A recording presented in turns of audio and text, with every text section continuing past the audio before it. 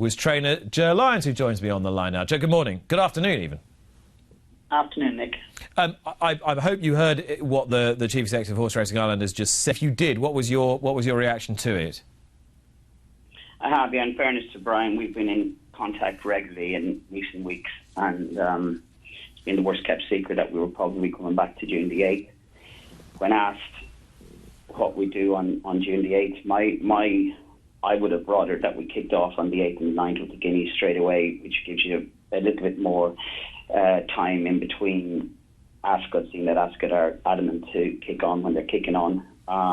But as Brian said, I think it's paramount that each country, like I'm speaking for Ireland, so I'm just glad that we're back racing now. We know when we're racing, we've got a goal to hit and we're going to hit it, and we'll work our way around the other problems as they arise. You say you would rather have had the Guineas earlier. Is that so you could have run in a Guineas, in your case, I guess, Siskin, and then you could have had a look at the St James's Palace at Ascot as well? Absolutely. I mean, it only you only consider these if you have a horse good enough to partake. And ultimately, I'm thinking of Siskin, and if he runs well enough in a Guineas, that you have the option of the St James's Palace, which is obviously the next race for him. So we run when we're running. There's no way it'll be harder for him just to partake in Ascot after that. So, but listen, we're back racing, and at the minute, subject to confirmation, we'll stay close to home. We'll aim for an Irish Guineas, and we'll worry about what happens thereafter. Yeah, I was reading your piece with Chris in The Guardian, where you said that you would favour the Irish Guineas over the Guineas at Newmarket at the moment. But given the timing, would that not bring Newmarket into the equation if you were allowed to travel? It would if you were allowed to travel, but just don't forget, Chris or Nick, that you are in the same position we were in 2 days ago, in that you only surmise that you're racing on June the 1st. Correct. You're told otherwise, you're not. Correct. Like we were on Thursday, we were surmising, and we've been told we have a huge chance we'll be racing on June the 8th. But until somebody tells us, we weren't. It was June the 29th. So now we know we're June the 8th, and we know our Guineas is on the 12th and the 13th. So that's a definite target to aim for. So that's obviously for me to aim at. In relation to would I rather go for an English Guineas and the James, like in real terms, you'd like everything to be as normal, but it's not like normal. And our travel restrictions are that if I send Colin over to ride Siskin in a Guineas, he has then to sit out the next 2 weeks when he comes home. Now, I'm not going to ask Colin to do that. Even though it's a Guineas, I'm not going to ask him to do that because he's already sat out for most of this year. And apart from everything else, it's one horse, and I have a team of horses here to race every day thereafter. So that's not going to happen, and it's not practical. And I think it would be fair to say, Ger, and I was thinking of you, and I was thinking of Aidan O'Brien, and I was thinking of other senior trainers who have runners abroad, that if you were to have runners at Royal Ascot, the likelihood is that the trainers wouldn't be there because you'd have to go back and quarantine for 14 days. Yeah, well, I've always said trainers are just, their job is at home. You know, it's being at the races is just icing on the cake for some of them. It's a day. You know, I particularly think my job is at home, and I only go racing if I need to go racing. You know, it's a PR thing. I mean, I'm not going to partake in NACE and places like that when I have staff that can go and do the job. I mean, they want the less bodies as possible on the ground at NACE when it kicks off. So I'm not going to be there when I don't actually need to be there. I've got good assistants, Shane and Andrew, and I'm not needed there. So I'll stay away and let them do their job. So the trainer is the least of your worries.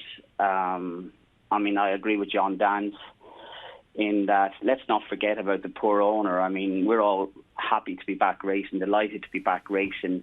And the owner ultimately is funding all of this, but we're asking them to stay away. So just let's not forget that, you know. How has your business been affected so far, Ger? You know, I shouldn't be embarrassed to say it, but the way racing has been projected or perceived in recent months, you nearly are embarrassed to say it, is that it hasn't been affected. Financially wise, I presume that's what you're talking about. Yeah.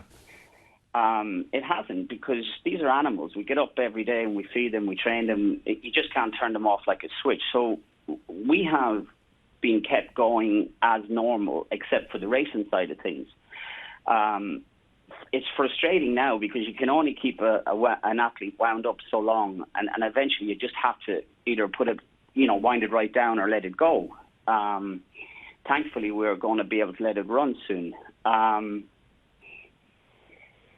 It's been a strange time, but the selling point for me, Nick, has always been, and I have no facts to back this up, but I've spoken to plenty of individuals in the game.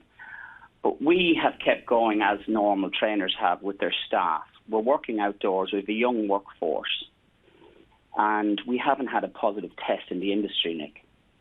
So despite all the negative throwings from certain journalists over here, I'm talking about, you've certain journalists, media journalists that don't, anytime they can, they'll take a swipe at us. But we're not, we're built for this. We're built for social distancing. We're built for working outdoors. And the fact that we've had no positive test proves that. So in my little world, I think we could have kept racing. They've proven behind closed doors 10 times, and we could have kept going. But, and I hate mentioning it, but Cheltenham left a stain and left a mark, and for want of a better word, we all had to stop. But I do believe we could have kept going. It's interesting you mentioned that.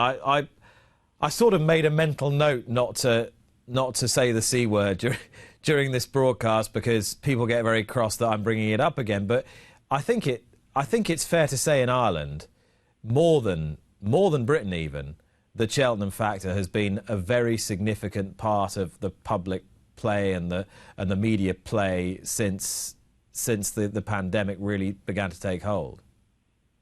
Yeah, by ill-informed journalists, I would add, because it is ill-informed. I mean, all the things that were going on, aside from the C words, are never mentioned, and they were as bad physically as that. I mean, why people are talking about that? I mean, it just suits the argument. It's in the past. We've forgotten about it. We move on. But what I'm saying to you is that we proved 10 times that we could race behind closed doors, and there's no reason we couldn't have kept going. The problem was it was an unknown pandemic. I think the government, the officials have done marvellous work on this side of the pond in that the numbers have fallen dramatically and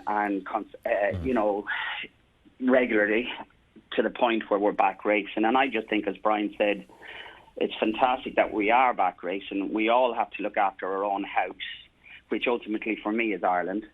And we're going to kick off with 3 solid weeks racing, with 8 race cards. And, okay, I have a high-class problem, which is the likes of Siskin, and where do we run him or where do we not run him? But that's a high-class problem, and we worry about that when it presents itself, Nick. Ger, thank you so much.